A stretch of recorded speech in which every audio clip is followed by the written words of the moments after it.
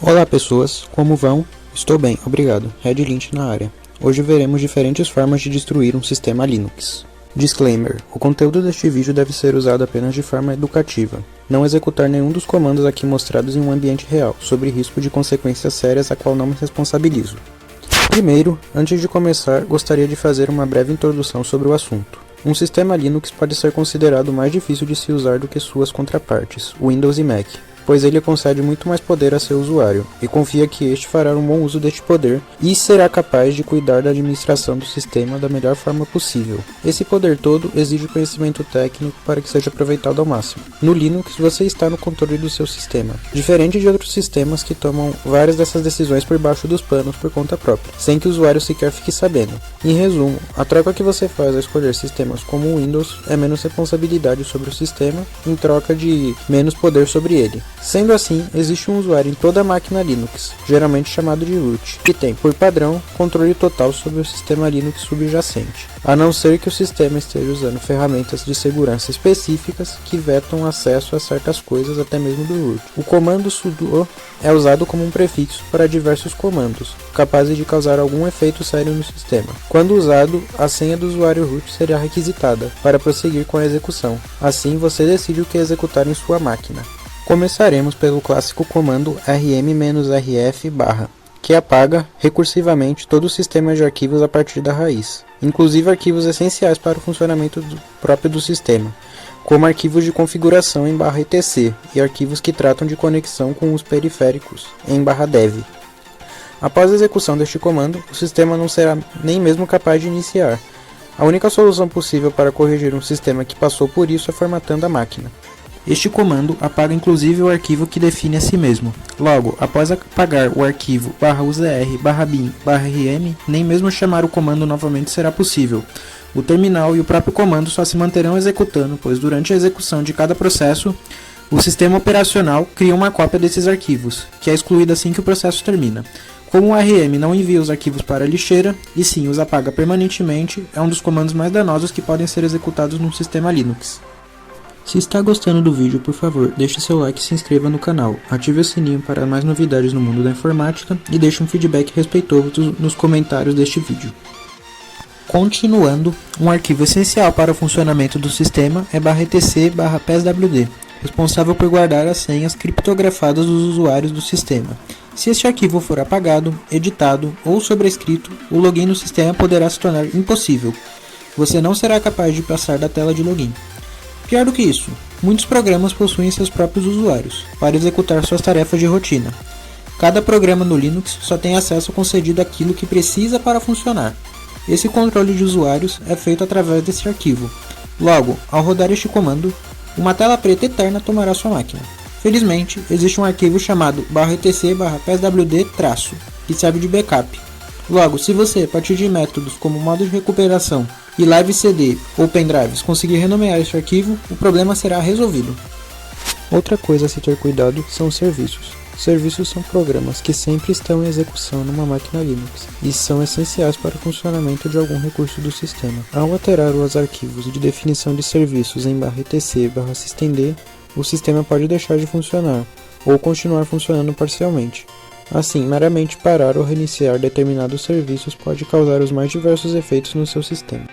Por exemplo, o serviço dbus é um serviço de troca de mensagens entre processos. Através dele, processos podem pedir que outros processos realizem certas tarefas, e estes podem enviar de volta o resultado da operação para o processo original.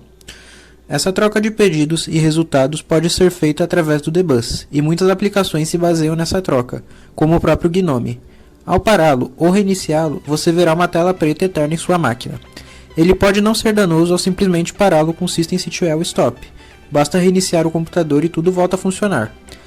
O verdadeiro problema é que serviços essenciais são iniciados automaticamente pela máquina por padrão assim que ela liga, mas você pode desabilitar esse comportamento com o comando systemctl disable, que faz o serviço não ser mais iniciado junto com o boot do sistema.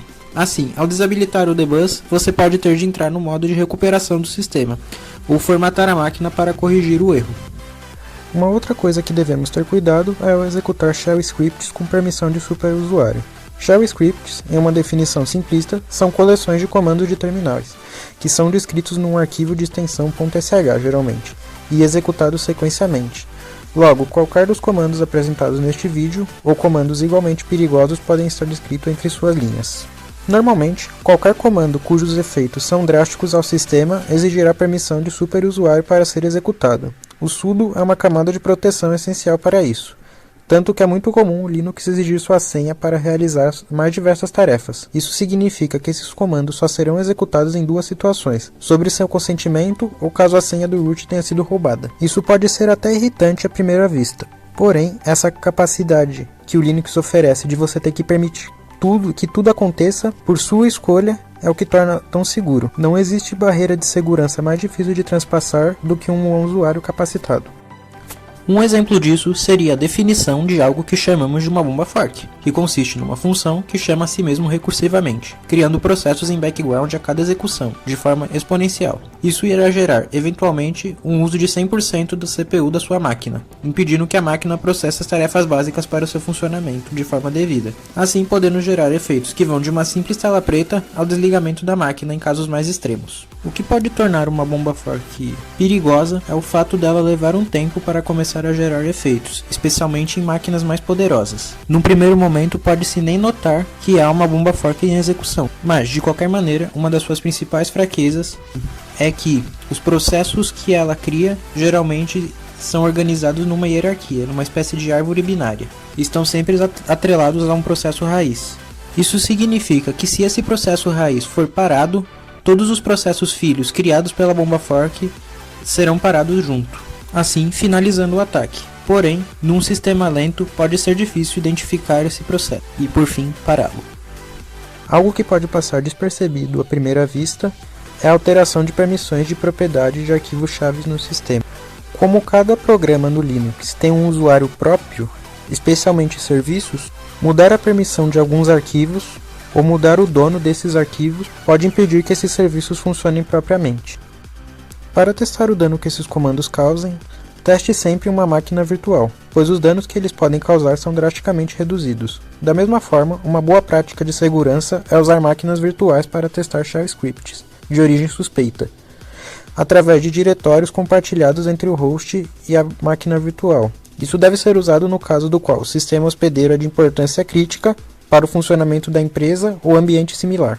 Uma boa alternativa para fazer esses testes seria usar software como VMware ou VirtualBox. Eu posso fazer um vídeo a respeito disso no futuro. Por favor, deixe um comentário com uma sugestão de vídeo, se tiver interessado. Bom, por hoje é tudo. Se curtiu o conteúdo, por favor, deixe um like e se inscreva no canal. Ative o sininho para receber notificações sobre novos vídeos no mundo da informática. Se não gostou do vídeo, por favor, deixe um dislike e faça um comentário respeitoso sobre o que podemos melhorar.